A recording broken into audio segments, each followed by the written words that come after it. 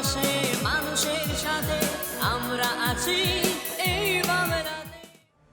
আপনারা দেখছেন সংবাদ শিরোনাম। দেখলেন তো অনেক কিছু, এবার দেখুন নতুন কিছু। নমস্কার, আমি সাচি। আপনারা দেখছেন সংবাদ শিরোনাম। ভোটারদের ভোটদানে উৎসাহিত করতে কৃষ্ণনগর প্রশাসনিক ভবন থেকে সাইকেলে চেপে স্বরূপগঞ্জ ঘাট পর্যন্ত এলেন নদিয়ার জেলা শাসক এস অরুণ প্রসাদ। এই দিন তিনি নবদ্বীপ ঘাট এবং বাসস্ট্যান্ড সংলগ্ন এলাকায় বিভিন্ন লোকাল দোকান থেকে শুরু করে চায়ের দোকান এবং টোটো অটোতে থাকা মানুষদের সঙ্গে কথা বলেন। ভোট দেওয়ার জন্য আবেদন করেন তিনি। ভোটারদের মধ্যে কোনো রকম ভয়ভীতি রয়েছে কিনা তাও জানতে চান জেলা শাসক সহ অন্যান্য আধিকারিকেরা। নির্ভয় ভোট দেওয়ার জন্য গ্রামের মানুষকে আহ্বান জানানো হয়। প্রশাসন সর্বদা সাধারণ ভোটারদের পাশে থাকবে বলেও আশ্বাস দেন জেলা শাসক। এদিন জেলা শাসক ছাড়াও উপস্থিত ছিলেন কৃষ্ণনগর সদর মহকুমা শাসক, অতিরিক্ত জেলা শাসক, সাধারণ অতিরিক্ত জেলা শাসক, জেলা পরিষদ সহ নির্বাচন প্রক্রিয়ার সাথে যুক্ত অন্যান্য আধিকারিকেরা। এরপর স্বরূপগঞ্জ ঘাট থেকে জলপথে নৌকায় বাউল লোকসঙ্গীত শিল্পী সমন্বয়ে মায়াপুর ঘাটে যান ভাগীরথী ও জলঙ্গি নদী তীরবর্তী ভোটারদের উৎসাহিত করতে।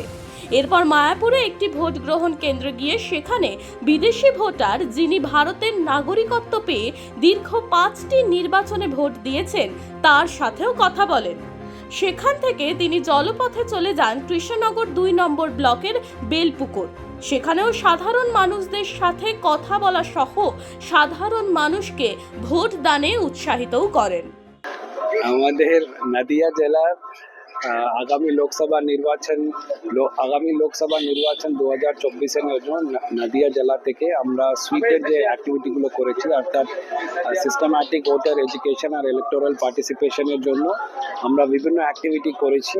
কালকে আপনারা ছিলেন সবাই, একটা কুইজের অ্যাপ লঞ্চ হয়েছে। সেই অ্যাপের যে কিউআর কোড আছে সেটা আমরা আজকে মায়াপুরের মধ্যে অনেকটা যে দোকানগুলো আছে তাদেরকে আমরা ওটা ডিস্ট্রিবিউট করেছি এবং আমরা একটা বুথ ভিজিট করেছি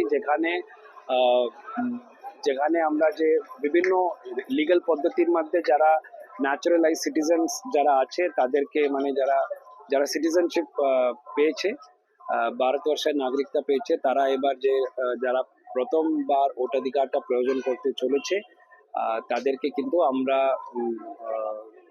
এই যে আমাদের যে ভোট পদ্ধতিগুলো নিয়ে আমরা তাদেরকে সচেতন করেছি এবং তাদেরকে অনুরোধ করেছি যে আগামী যে লোকসভা নির্বাচনের জন্য যারা অংশগ্রহণ করে। মানুষের পাশে মানুষের সাথে আমরা আছি এই বাংলাতে।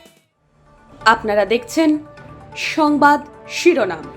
দেখলেন তো অনেক কিছু, এবার দেখুন নতুন কিছু।